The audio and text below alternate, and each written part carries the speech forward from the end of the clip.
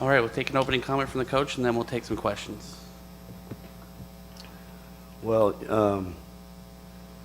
I'm extremely proud of our team from their effort today and how they battled all game long. They followed the game plan, I thought, pretty well. I thought,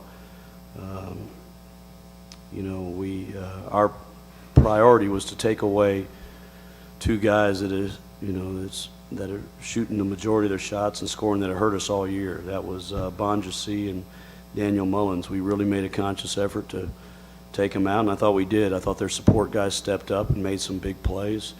But we fought all day long. I've told multiple people since this game, somebody needs to have a clinic on how to guard 8 feet guys, because I don't know how to guard. I thought we guarded that guy as well as you can. I thought we battled with our 6'7" guys. He has a foot, it seems like, on our guys. I thought we were tough. We got some chippy ones down there a couple times. I thought we were battling, and I don't know what else we could have done on him. He's a load down there. It's unfortunate we didn't make enough shots, because I felt like if we could shoot 45% or better, that we would have won this game, and I still think that, because I thought our defense was good enough tonight. Go ahead and take some questions. Outside of that 1 for 9 start your offense had, you guys hung with them throughout the game. As you mentioned, your defense was pretty good, with triangle 2 on, Banja and Daniel. What do you think it was? Just were you guys just going cold, or was New Mexico State showing you guys something differently defensively? One of the reasons they're a good defensive team is because they're, they basically have the size of an NBA front line out there. They have a 7'6" player. They have a 6'9", sometimes power forward. They got a 6'8" small forward, incredible length, and that bothers shots. I mean, that's not an accident. One of the reasons Syracuse has been so good in their zone is that they can, there's been years that they can go finger to finger on the baseline with their 3 bottom guys and cover the baseline, and that they've got that kind of length. And so I do think that we missed some shots that we normally hit, but I think they had a lot to do with it. I'm going to give them some credit for it, but from an effort standpoint and an execution standpoint, I thought our guys did an outstanding job. None of them tried to miss any shots. I could measure how much our guys wanted to win that game, and you can't ever measure how bad they want to win it by whether or not the ball hits the rim or goes through the net or not. What do you think changed then in the second half of this first half, and in the second half where you guys brought it within 4 points, had a chance to take a lead, swing momentum even further with your offense there? Well, Deontay Jones hit some threes, and this guy was really effective attacking the middle of the zone. We were able to get the ball in. Both these guys were huge. I mean, Deontay's been a guy, we got to get him more looks. We got to get these two. I know Joel early on wanted some touches, and they were doing a good job. We tried to get, we were trying to attack Bular early on, but in the zone, he really started working well without the ball to get in the creases and be able to make plays from there and kind of be a semi playmaker, and he had really attacked him, and then Deontay knocked down open shots, and that's what it takes. I mean, we made more shots in the second half than we did the first half, and that gets you back in the games. And it seemed like you guys had a concerted effort to attack Bular and the low post, as well as their other bigs, get them in foul trouble. But at the same time, they did the same thing with you guys. How tough was it to have to sit Matt, have to sit Joel for extended periods of time where they were able to break it open a little bit? Yeah, it was hard. We don't. Those guys have been playing.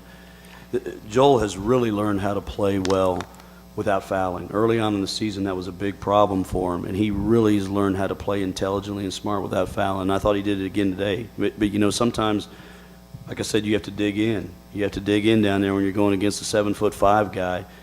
There's no easy way around it, and it's a shame because that's a neutral. We tried to neutralize him on our end, and I thought he did a pretty good job of not moving from 3 feet of the basket almost the entire game on the defensive and offensive end, and that's hard to deal with. Joel, you were arguably the MVP of this tournament, through this game. What clicked so well for you coming into this thing? I mean, you even set a tournament record for free throws. So, what was it that? Well, first, before anything, I just want to thank God for just letting me play this game and just letting me play with these great guys and play for this great coach. I mean, that's first and foremost. And we just came here with the whole tournament, everybody, the committee, everybody.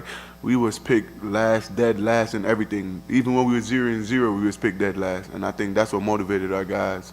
I think our seniors stepped up, Vaughn, everybody. I think we was motivated because we love them so much and we stick together so much. We wanted to play as hard as we can for them, and not only that, we wanted to play as hard as we can for our coaches because we know we don't want to play for no other coaches. So that's what motivated us, and I can't predict the future.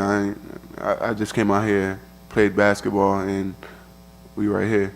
But for yourself, what do you think you did so well to get to where you are one of the best players in this tournament? I mean, I think it starts with the coaches. I think they trust in me. I think they trust in everybody on the team, and I think they put it in my hands on a little bit. And I feel bad I couldn't get the job done tonight, but I think we worked so hard through criticism, through everything, and I just think for myself, I mean, I work hard off and on the court, so I knew it was going to pay off somehow, and nothing is possible without the man above, so you got to give him all the credit. Deontay, throughout the season, whenever I talked to Doug about you, he said, everyone knows you can shoot. He just wants you to, show your athletic side. Go up.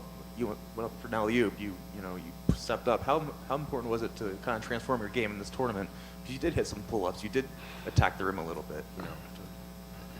Basically, everybody know I can shoot, so everybody's going to be keying in on me, and they're going to know where I'm at on the floor. So I have to use my other aspects of my game, pump faking, hitting some pull-ups, or maybe going in to try and dunk. But that was really key for me because everybody's going to be closing out very hard on my shot. And when you hit those back-to-back threes today, I mean, it seemed like the momentum was all on your side. Did you feel it, like you guys could have done something right there, like that was going to be the moment where you guys took this game? Definitely. I felt like we were going to take control of the game, but we were guarding a 7'5" player. It was tough, very tough. My last question, Doug, you lose Matt, who I guess tied a program record with 32 starts this year, obviously a rock for you guys, and Vaughn. What do you think the future of this program holds with the move to the new conference and Joel and Deontay both being seniors next year? I think it's outstanding. I mean, those guys made great contributions, and I think they were part of the reason. I don't give Vaughn enough credit. Vaughn was a starting point guard early in the year, and we moved Phil Hawkins to the starting point guard, and Vaughn wants to be a coach. I think he's going to be an outstanding coach, and he handled everything the right way, and so I'm glad to see that. And then Matt,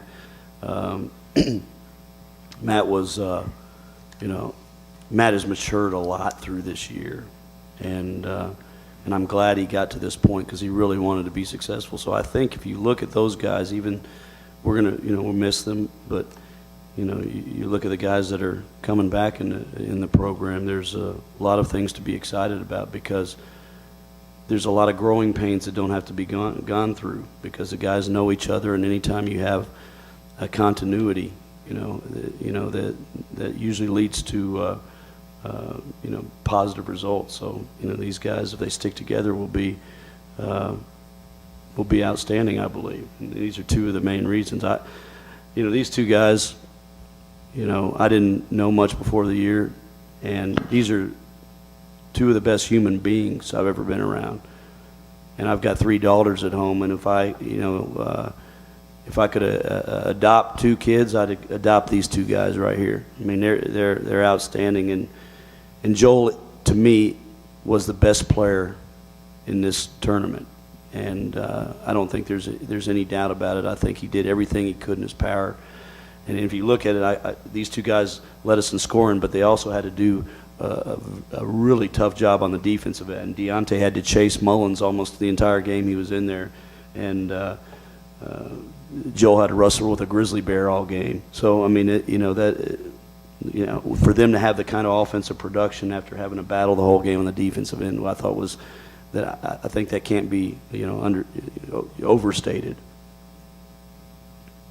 All right, thanks, you guys. Thanks.